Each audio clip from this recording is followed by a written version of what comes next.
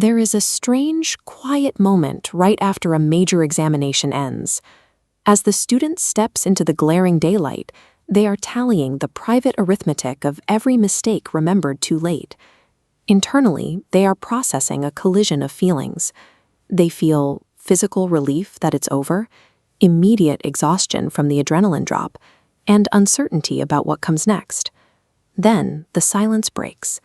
Almost immediately, they are hit with the exact same question from parents, teachers, and relatives. How much will you get?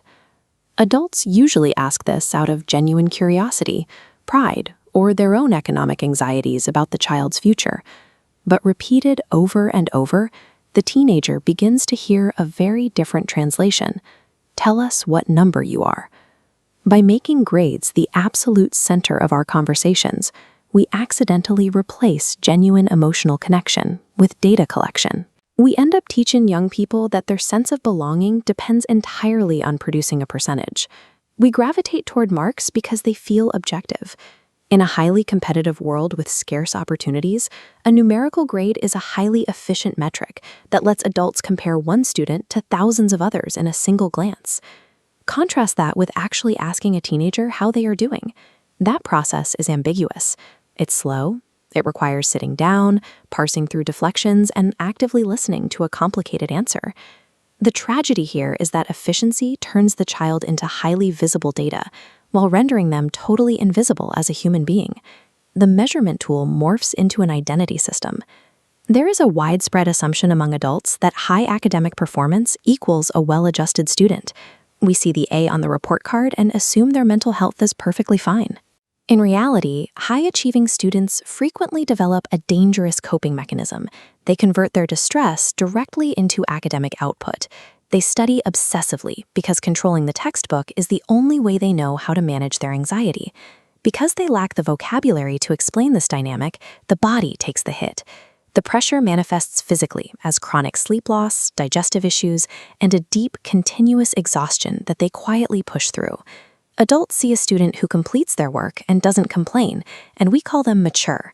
But that silence is rarely evidence of ease. It is often the learned behavior of a good child who minimizes themselves to avoid burdening their already stressed parents.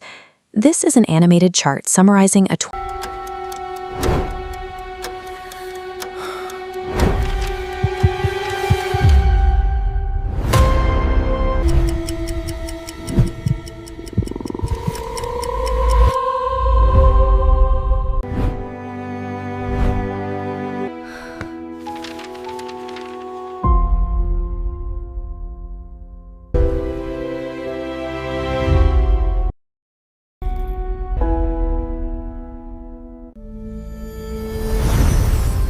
where learning comes alive.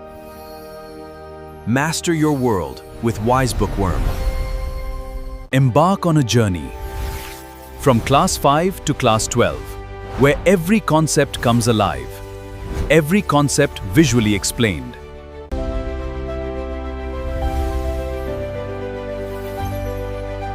Dreaming of becoming a CA? Learn smarter with Wise Bookworm. CA, CLAT. Big dreams. One smarter way to learn. From Class 5 to CA and CS, unlock your premium learning universe. Premium learning, zero cost. Visit wisebookworm.com today. 2023 systematic review of 52 separate studies on adolescent mental health. Looking at the data, you can see a dense cluster of clear, positive associations between intense academic pressure and adverse outcomes, specifically depressive and anxiety symptoms. That school pressure doesn't exist in a vacuum. It is heavily amplified by family dynamics. When parents make immense financial sacrifices for education, the student internalizes those sacrifices as an unspoken debt, one that can only be repaid with perfect performance. Add an industrialized coaching culture that extends the school day into the night, plus constant digital comparison on social media. The environment becomes a zero-sum game, where any time spent resting feels like an active loss of rank. This creates a dangerous communication gap. Students are trained to ask for academic help without hesitation, but raising their hand to ask for emotional help feels like a public admission of weakness. Ultimately, adult economic anxiety flows backward through the entire system and lands squarely on the teenager's desk. They are navigating an environment where they literally cannot afford to fail. Clinical interventions and guidance from global bodies like the World Health Organization are absolutely necessary for students experiencing severe crisis. Professional care is critical, but relying solely on individual counseling to solve structural stress has a massive flaw. You cannot teach a student coping skills for an hour, drop them right back into a relentlessly toxic, hyper-competitive environment, and expect them to thrive. Local educational institutions recognize this, setting up dedicated psychosocial support networks specifically for high-stress exam periods. But even the best psychological aid is limited if the surrounding academic structure remains inflexible. We cannot ask therapists to outwork an industrialized evaluation system that generates distress by design.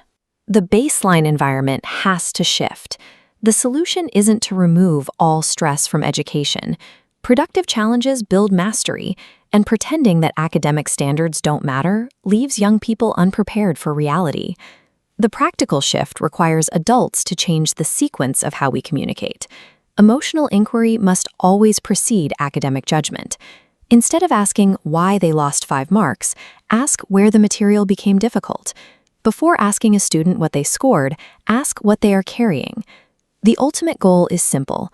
A student must know that they can bring home a totally disappointing result, and their place in your family and their future in the world will remain unconditionally secure.